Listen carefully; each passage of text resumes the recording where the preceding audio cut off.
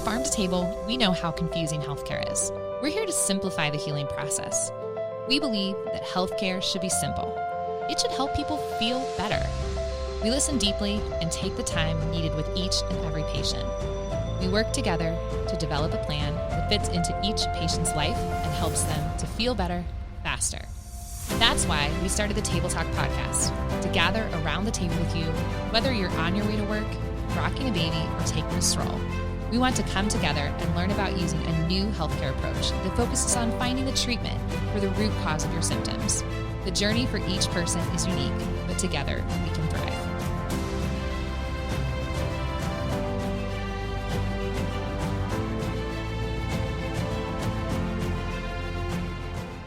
Hi, welcome to the first episode of Table Talk. So I'm so excited to get to sit down with 3 members of the Farm to Table team and talk about functional medicine. So this is what we are so passionate about. We are talking to you about functional medicine on social media. We're talking to you about functional medicine on our email list. And oftentimes people are like, hey, what does that mean? What is functional medicine? And so we really wanted to start off our podcast by telling you about that and really why we exist and why we're here to serve you on your health journey. So just to get started, we're glad you're listening. We're so excited that you're here, and we really just want to review what the difference is between functional medicine and conventional medicine.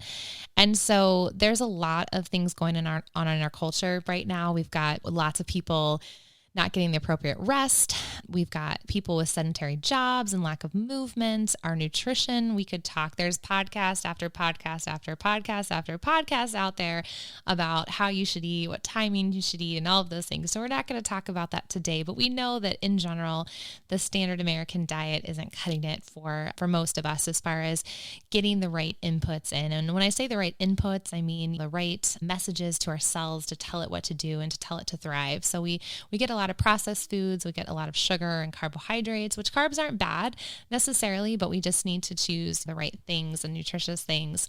But there's a lot of stress. So if you followed Farm to Table for a while at all, you'll know that we did a stress solution with some of our partners and had that going on in the spring and really hit home like all the different aspects that stress can cause. So we know all of this is going on. And the challenge with our conventional system is that we're not addressing those things. We're not addressing the movement and the stress and the connection, the rest that we need, or even the mental health component of our healthcare society is not there. And so we know the strengths of the conventional system include urgent things. We know if we're having a heart attack, we absolutely want to be taken to the ER and have the appropriate treatment. But when we're talking about chronic disease, you really need to flip the story. And so that's really what we're here to talk about. So before we get too far into that, I do want to introduce the ladies sitting around the table with me today. Why don't we start with Vanessa? So tell us who you are, where you're from, and maybe a little something fun about you. Hi, I'm Vanessa Lesniewski, and I am here in Tampa, Florida. And I teach pharmacy school at Lake Erie College of Osteopathic Medicine. I teach in the distance education program, but our local campus is in Bradenton, Florida. I'm sitting around this table because I have a elective for pharmacy students in functional medicine.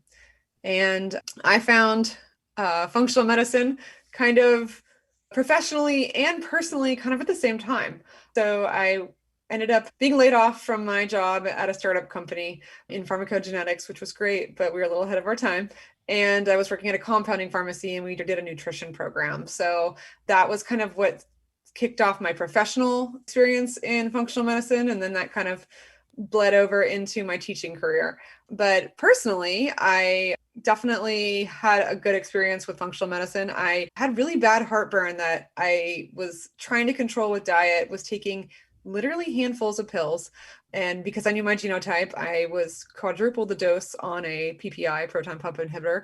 So I was taking handfuls of pills to control this heartburn, enrolled in a device study, had some very invasive tests done, and they said I didn't have heartburn. And I said that they were crazy because I could not keep food down for 3 days when I had a flare. So something was definitely wrong. And through functional medicine, I was able to solve that problem for myself. Now, I'm careful with what I eat, but for the most part, as long as I am in moderation, I can eat what I want. And so I consider that a huge success. For my students, I've found that functional medicine is an exciting way for them to expand upon the role of a pharmacist. So a pharmacist is educated in a 4-year program. Now the most pharmacists that are coming out nowadays or every pharmacist that's coming out in the United States has a doctorate in pharmacy. And our pharmacy students are trained clinically to be clinicians and work on the healthcare team. And because we are trained to look at the whole person and everything that's going on with that person, we're looking at drug interactions. We're looking at all the drugs going into the body, not just the drugs for cardiovascular, not just the drugs for psych. So we're naturally already positioned to look at the whole picture. And so for this reason, I find that my students love my course. So I have a lot of interest, and I have a lot of students that want to continue their path in functional medicine. Awesome. Well, thanks for sharing that. And then Lauren, you want to give us a little bit of, you have been and I know we haven't dove in yet to what is functional medicine. We're getting there. So, but Lauren, tell us a little bit about what got you here. I know your husband actually was the one that experienced functional medicine first, right? Yes. So my name's Lauren Castle. I'm also part of the PharmToTable team and the founder of the Functional Medicine Pharmacists Alliance. And that all started back in 2015 when I discovered functional medicine through a flyer on my door that basically said, are you suffering from all these symptoms? And it was just a laundry list of things, from fatigue and GI issues to brain fog and insomnia, sluggishness, all these symptoms. And I read it off, and, I handed it to my husband. I said, this sounds like you. And at the time, I'm a pharmacist. We were going to the gym. We were eating what I thought was super healthy, whole wheat bread and skim milk, because that's what we're told is healthy nutrition. And little did we know that was only fueling the inflammation that was making him so sick. And so when we found functional medicine and we gave it a shot, it really reversed all of the issues and then some. And I was just along for the ride thinking that I was healthy as well. But as we did this together, I found what they say when they talk about functional medicine, focusing on optimal vitality, and that it's not just the absence of disease, but truly feeling well. And that was when I kind of had the aha moment that, okay, this is what I want to help my patients be able to do and achieve. Right. So that's how I discovered functional medicine. Yeah, awesome. Yeah, I think that's a good lead into like the definition of functional medicine. So the definition by the Institute of Functional Medicine is that functional medicine is a personalized, systems-oriented model that empowers patients and practitioners to achieve, and this is what I think your example led into, the highest expression of health. So not just are we not sick, but that we're actually the healthiest that we can be.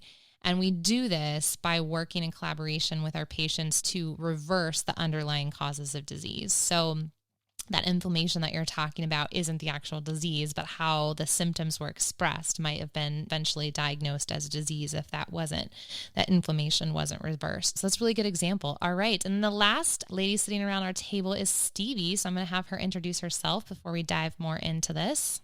Hi, thank you, Melody. Hi, my name is Stevie Snow. I'm a pharmacist. I've been a pharmacist about 30 years, and I'm really proud to be part of the PharmToTable team because it seems to address something that has occurred to me in my 30 years in pharmacy, and that we're really not helping our patients with traditional medicine who have chronic diseases. They seem to just add more and more medications on for longer, the longer they get sicker and sicker, and it just is not. It's not working for my patients, and it wasn't working for me, and it certainly wasn't working for my fiance, who was one of those guys who was the perfect image of health, eating the standard American diet and working out at the gym an hour a day. But when we did his CT of the heart, which is a calcium scoring test, he was basically a walking heart attack. He would have had the widowmaker and dropped dead if somebody wasn't there who knew CPR. And that was a wake-up call for me that, okay, his doctor missed that. And even when we found it, we went to his doctor and she was like, well, I hope nothing happens before you can see a cardiologist. The cardiologist said, well, you passed your stress test. You're fine. He's not fine. Oh my goodness. And, right? So we've hired and fired quite a few physicians over the years, and we're still really searching for a functional medicine physician that's makes me happy. So I'm afraid that I'm self-medicating him, but right, I'm doing the best I can do. And I'm so excited that we have this group. Because one of the problems with functional medicine and going to see a functional medicine physician is how difficult they are to get in to see. We have an appointment in October with our new physician here in Idaho.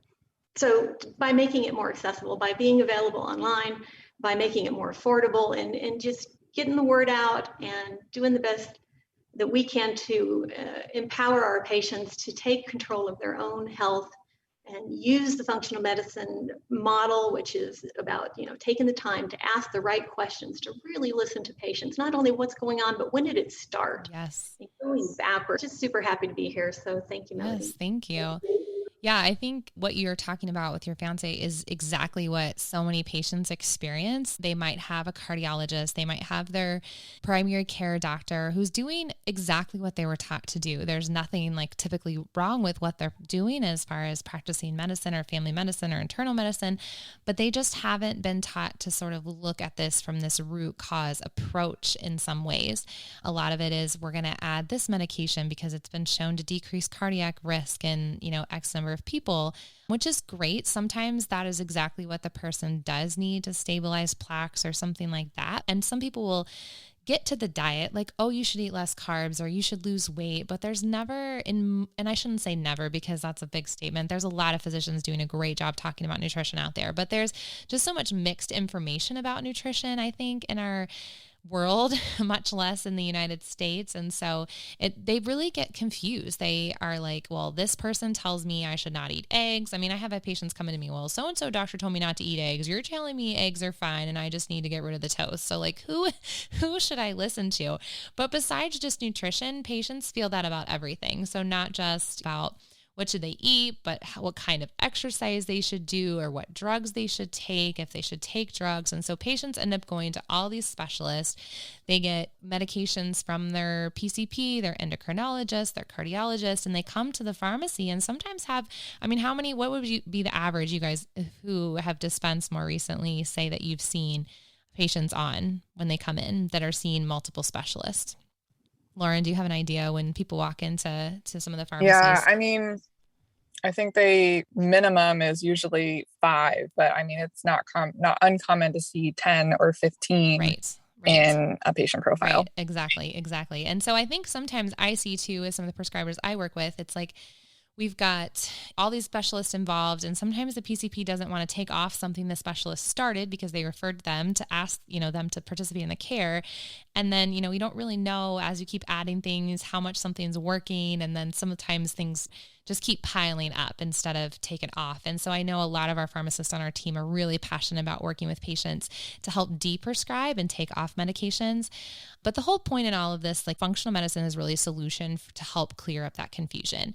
And so one of the things we talk about, when we're talking about treating the root cause of illness is that if we have a scenario of the bathtub is overflowing, conventional medicine is going to run and grab that mop and clean up the mess.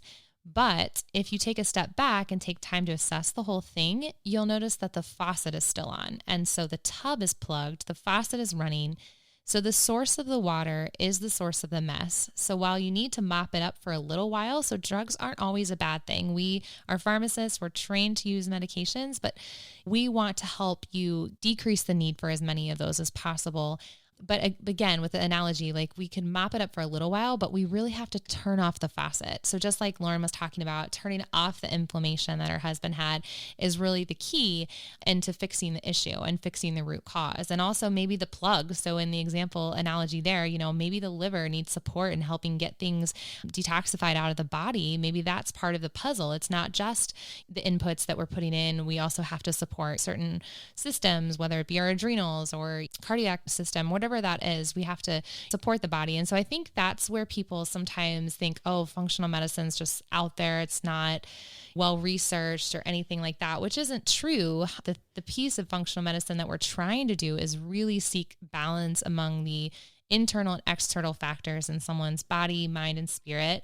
And we also are using like genetic information, like Vanessa talked about, knowing her genetic code determined what in that example what medication she used, but also knowing your genetics can influence what kind of vitamins we recommend, what kind of do we recommend activated Bs or not activated Bs. So that can be an important piece, and knowing you as an individual patient. And like Stevie said, the whole piece of this puzzle is so important to listen to your story. This is why functional medicine takes such a long time and can't be done in the conventional 15-minute model, is that we have to know what's gone on in your story, because a lot of times there's some kind of emotional, psychological trigger like right before symptoms start.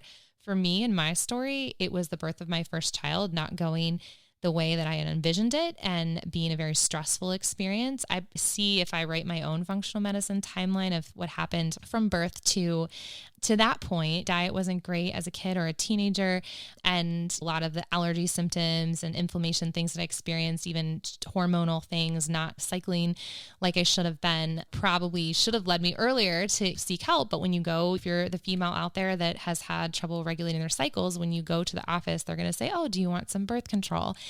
And that's really not the answer in regulating the cycles and helping the body do its thing. And so with functional medicine, when we see that same person, we're going to look at that completely different. We're going to look at what the hormone piece is. Is there insulin resistance? Is there an imbalance between progesterone and estrogen, and help the body to support producing that? And a lot of times stress is a huge player in those things as well. But digress a little bit into my story, really having my birth of my daughter, I couldn't even I probably should write a Hallmark movie about this, but I basically was told by the physician, oh, she's going to be too big. She's going to be too big. You got to go and induce. So I went and got induced, even though I wanted like a completely natural labor. And then my physician was joking, well, everyone that has their little birth plan, that's normally, we just slide the C-section orders in right under that. And I'm just like, are you kidding me? Like, I was so upset that how she was treating me and my wishes. And then I had hired a doula, and the doula was in jail. She was literally in jail, guys. Can you believe that? I mean, it was crazy. So she was in jail that night. The lady looked exactly like any other person. I mean, she looked like my mom, like a normal person. And so that really was just such a stressful experience. Like, I mean, we could talk about the rest of the story for a long time, but that really was my point in my timeline, where it just sort of set me off into like a lot of my GI symptoms, and ended up with SIBO, or small intestinal bacterial overgrowth, which we will cover on another podcast. But so a lot of my patients, it might be someone, their husband cheated on them, and that was really what started their stress cascade. Or it might be a death in the family, or in a child, it might be their parents' divorce that really set them off into having more anxiety and how their body responds to things. So much to know and learn from patients' stories. But as far as, we covered what functional medicine is, and really that the underlying cause of disease is what we are treating. And so the core principles we talked about, really, again, acknowledging the person's an individual, incorporating patient-centered approach is so important. So Lauren, do you want to say anything about the patient-centeredness of functional medicine? I know you talk about functional medicine a lot. Yeah. And actually, I was just kind of thinking about, you mentioned patient stories. I think one thing that I hear a lot is kind of like you said, there's like a triggering moment. And for a lot of people, it's this never well since state, or, Yes. It's some type of, oftentimes trauma, could be an infection, could be an illness, could be a stressor, it could be a loss. There's so many things. And I've actually been listening to a number of patient cases and some of the studying that I've been doing, continuing my own education and working with patients. But so much of it really does come back to stress, and that just really being something that puts your body into this state of not being able to manage its own health and perpetuating that disease process. So that just kind of came to mind, that if you're one of those people that you're kind of listening to this and thinking to yourself, like, yeah, I think about my own health history and maybe something stands out. And at the time, it might not have seemed significant, but looking back now, you see how it's all connected. And that's one of the fundamental pieces of functional medicine, that everything is connected. It's not just a fluke that something happened and then something else happened after it. That is how our bodies are hardwired to work. Yes. Part of functional medicine is embracing that and learning how to untangle it and being able to address all of those things in a very systematic way so that you can fix one thing and then fix the next Right. and kind of get that puzzle all put back together.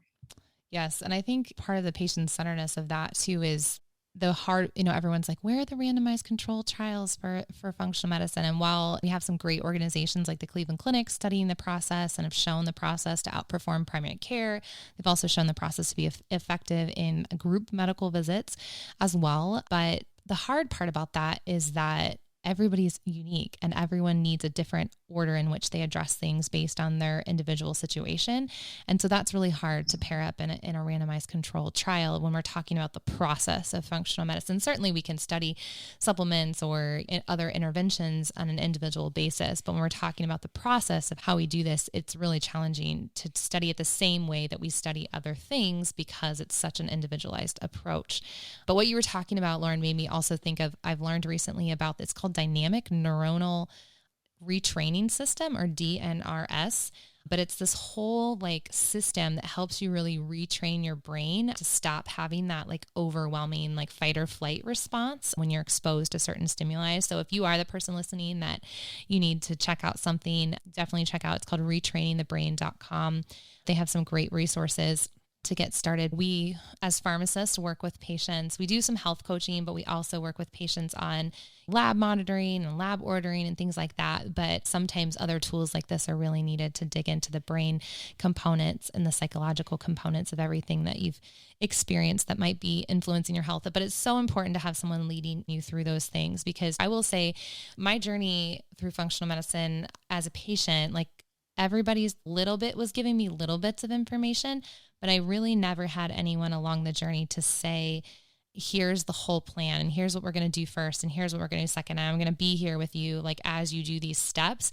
It was much like I went to one doctor and it was like, okay, well, he's helpful a little bit, but he's not really hearing me on this. And so then I'm going to the next provider and then the next provider, and everyone had a little piece of the puzzle. And sometimes people listening, your journey may feel like that, where someone's giving you little bits of information, but we really hope that our team can be a source of, even if we can't find the right information or ourselves, can point you in the right direction and continue to be your coach along the journey and help you get to where you need to be. And we're definitely never going to be able to know everything for everybody. And that's the other piece that is so important as a practitioner, is knowing your limits of what you can do and what you can't do, I think, to help people. So let's see here. Let's transition to inflammation. Let's talk a little bit about inflammation, because I think, when we talk about functional medicine, the chronic disease epidemic, we've got all these pieces. We've got nutrition, we've got aging populations, we've got sedentary lifestyles. We talked about chronic stress, which is probably should be bigger than all the rest of them.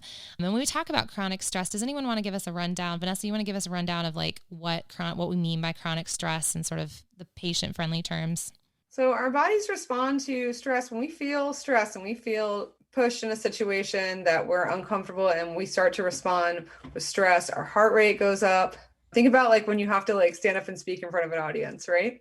Your heart rate goes up, your blood pressure goes up, your veins constrict to tighten up so you have more volume.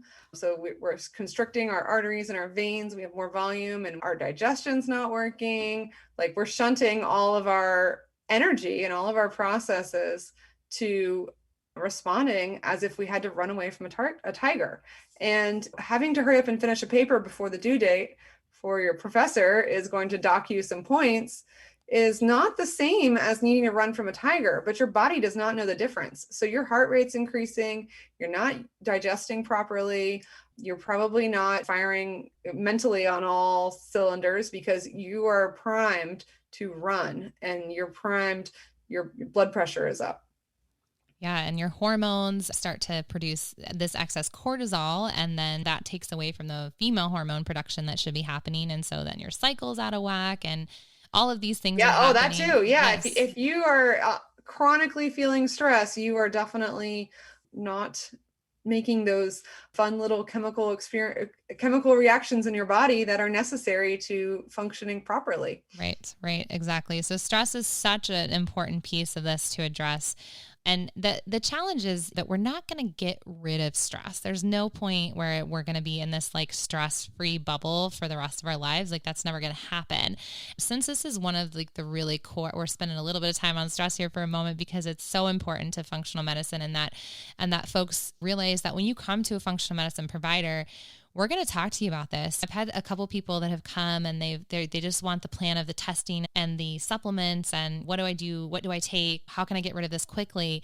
But you didn't get into this situation in a few days or a week, or you didn't just catch this chronic illness like we catch a flu or something like that. So it takes a while for us to reverse this. And one of the things I like to emphasize, and we talk about this in our orientation class, is that it's not going to resolve overnight. And we have to have patients that are ready and motivated to really work with us and make those changes. And so when we talk to patients about reducing stress, again, we can't get rid of everything, but maybe there's something that we can do to help our bodies be more resilient to stress. So Stevie, do you want to talk about some of those stress resilient things that we can do to help our bodies to respond to stress better? Yeah, absolutely. Because we are very good at getting stressed, but getting unstressed, we're not really trained how to do that. And of course, meditation is a great way to do that, and sitting quietly. And when I think about meditation and I talk to anybody about it, they're like, no, I can't do it. My monkey mind is crazy. It just won't let me settle down. I cannot sit and not have any thoughts. Well, meditation isn't about not having thoughts. It's about redirecting those thoughts from thoughts that stir us up to thoughts that slow us down. And I really like the analogy of meditation being training a puppy to go outside to go to the bathroom instead of piddling in your house shoes. So you see the puppy going for your house shoes and you're like, no, puppy. And you take the puppy outside and show it the fire hydrant and say, okay, now this is where you go potty. And that's the meditation process, not going outside to potty, but stopping it from getting into the shoe and taking it outside. That's the process of meditation. So as we have these anxious thoughts, correcting that thought process and thinking of something that calms us down, say focusing on the breath, that is the meditation. So don't think, dear listeners, that you need to learn how to clear all thoughts out of your brain to meditate. You don't. You just want to redirect those thoughts so that you're calmer. And then, of course, getting better sleep at night is big for reducing stress. And if you're stressed, how do you sleep well at night? So there's the whole sleep hygiene thing that I think we'll probably be addressing in a later podcast. Yes. Yeah, I was just going to say that the next several podcasts, we're going to really focus on these foundations of functional medicine or foundations of health, and nutrition is one of those. So we're going to dive into some of the nutrition piece on our next episode. And then the foundations of health, one of them being sleep, addressing stress. So we're going to spend a whole podcast talking about stress, and then also movement and connections and how important those are to our health. And then after that, we're going to dive into a lot of other topics. And if you're listening, we also would love to hear what you want us to talk about. So please definitely fill out the contact form on farmtotable.life. Send us topics you want to hear about, and we'll definitely include those in an upcoming episode. So anything else left you ladies want to talk about? Yes, Stevie says yes about functional medicine. Go ahead.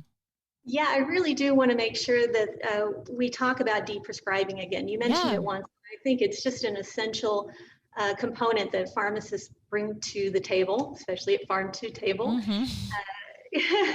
But when a patient is put on a medication or a list of medications, which ones can come off first? When it's a list of 10, there's usually going to be one that can come off pretty easily. But as you start to narrow it down, the patient needs to understand from their point of view, why is this medication still needed? Why is it not needed? If we remove it, what's going to happen? Generally, you have less drug side effects, drug interactions.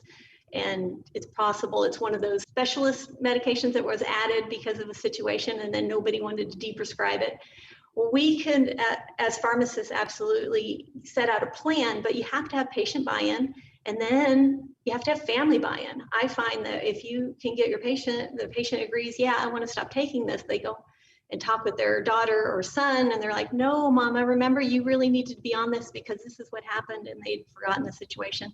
And if you don't get the family buy-in, then the deprescribing won't work. And so then once you've got the patient on board and then you get the family on board and we're all on the same page, then we have the conversation with the prescriber and say, okay, we'd like to taper off of this, or is it a drug that can be stopped cold turkey?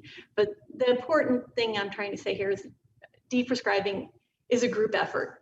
Yes. And it takes time to do it right. Yes. And we're not going to tell you to stop all 20 medications right away, for sure, but trying to find a good process for thinking about those and figuring out which ones aren't really doing you any difference. I mean, I have people taking like 2 drugs to address like diabetes, neuropathy, but one wasn't taken off before the other one was put on. And they're like, I was like, well, were you pain free before you got the second drug? And they're like, no, I was still in pain. Did it really help you to begin with? Well, I don't really know. I'm like, well, then let's get rid of that one, right?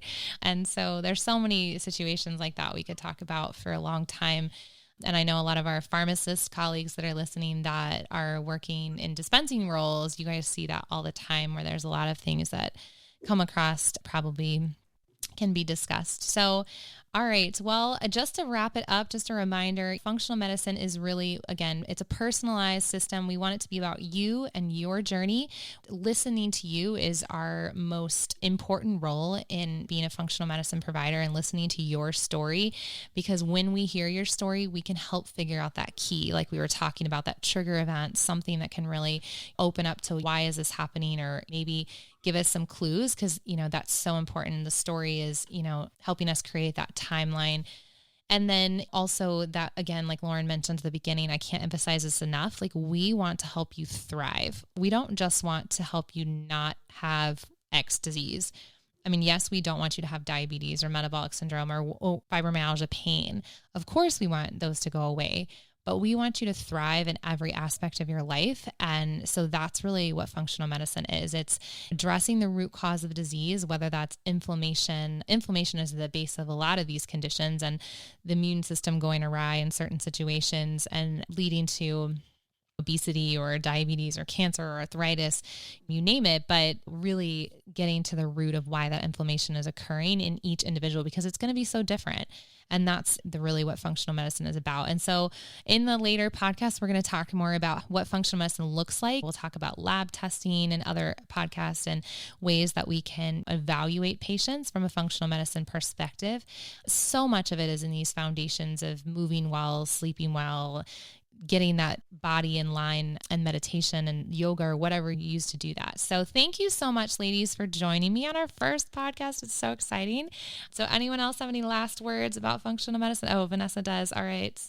So another way I like to kind of provide a definition to my students about functional medicine is kind of an old throwback to when I was in pharmacogenetics. And so pharmacogenetics first came out, was kind of like looked at as being like a big, like, problem solver, I guess. And it didn't really play out that way. It was just another tool in the tool belt. So with functional medicine, I like to say that a functional medicine provider is putting on a really big tool belt.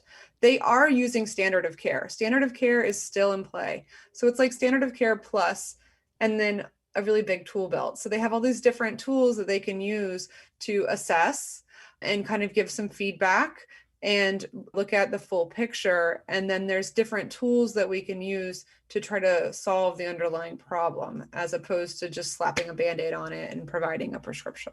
So that's kind of my little extra definition. Yes. Awesome.